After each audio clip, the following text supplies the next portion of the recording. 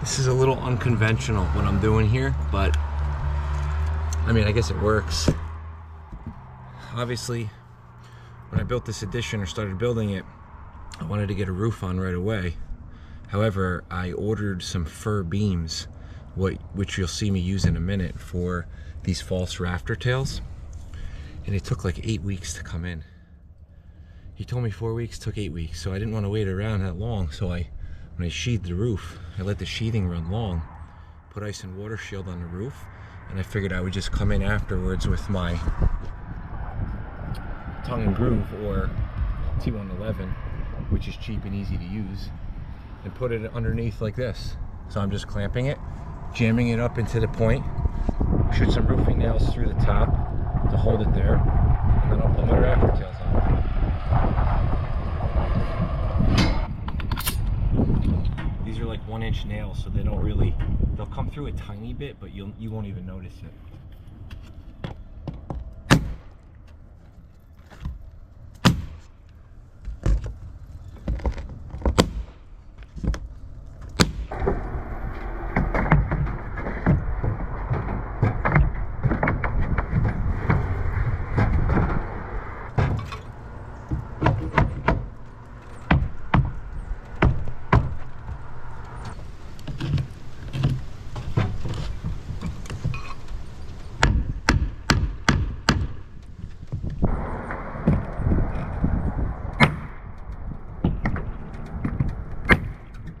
Nice. All the granules from the ice and water shield are rolling down the roof every time I shoot, landing in my face.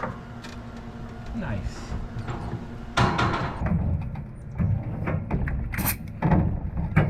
Alright, so now that I've got my T111 or bead board temporarily attached to underneath the soffit, now I'm going to put in a piece of pre-primed white 1x12 that's going to come up butt into this bead board, and then I could put my false rafter tails on.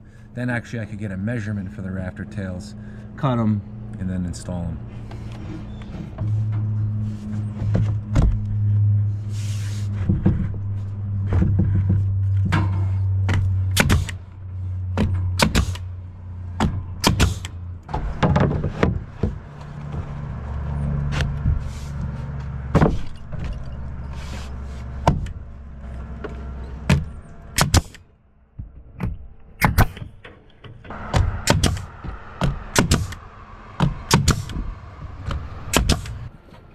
Now I got to take a measurement for these false rafter tails.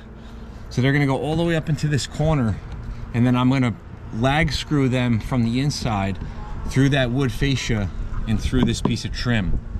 So a good way to measure this, being that it's up in the corner, is with a stick roller. I don't think I've ever used this in a situation that makes sense for it, but in this case it makes sense because I can get it all the way up in that corner. I can get that, can you see that? Whereas if I was using my tape measure, it's got this end on it, and I wouldn't be able to get an accurate measure.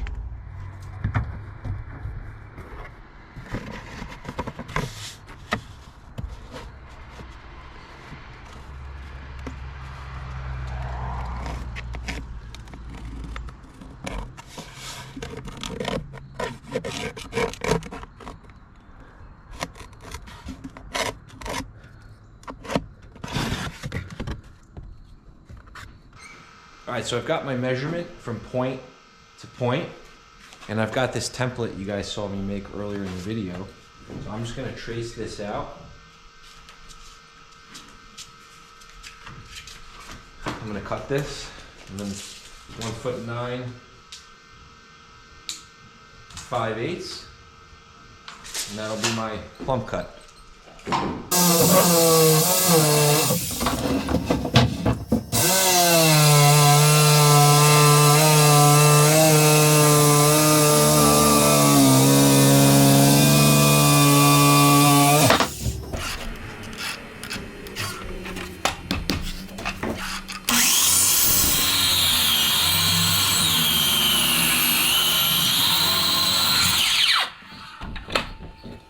a piece.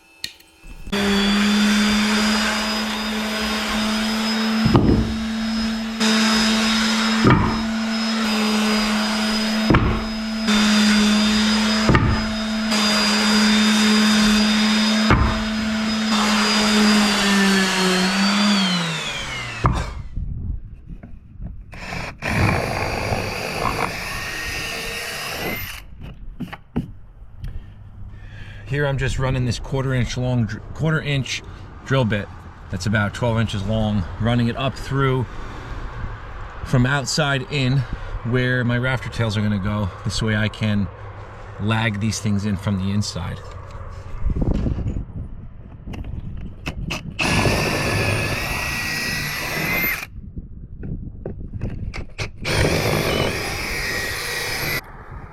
So now all I'm gonna do is jam this rafter tail up in this corner, get my clamp,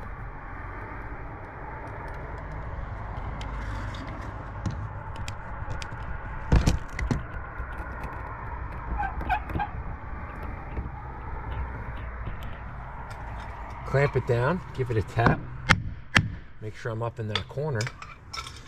And I'm just going to take my framing nailer and throw a couple nails through the sheathing to hold it in place.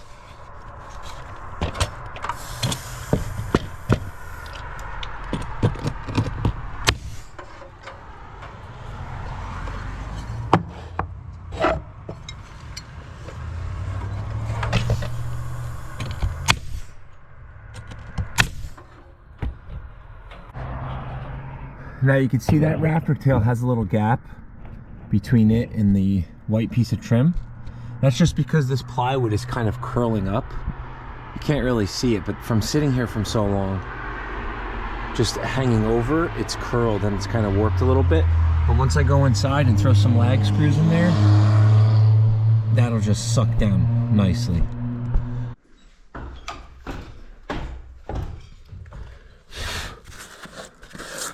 All right, so here are two of the holes that I drilled from the outside. Here are two more.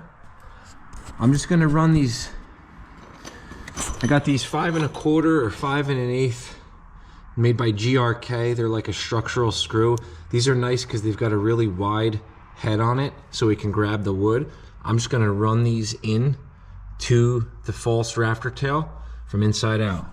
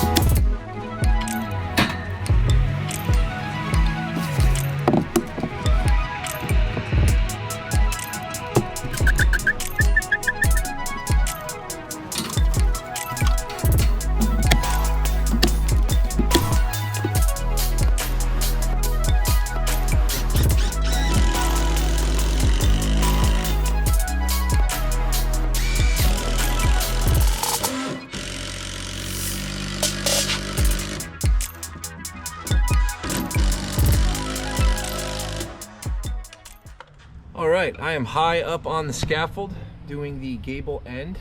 I've already done this side. So same as the soffits, I've got the beadboard, the white pre-pine pine, the Doug fir beams 3x8s that I've got kicking out there. My fly rafter will attach to that. And now I'm just going to get set up on this side doing the same thing. Just like last time, attach the tongue and groove or T111, put my white piece of fascia on, and then I'll lag the 3x8s to it. Pretty simple.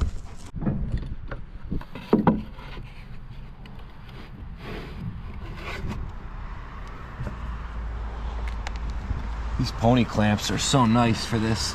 They really help out.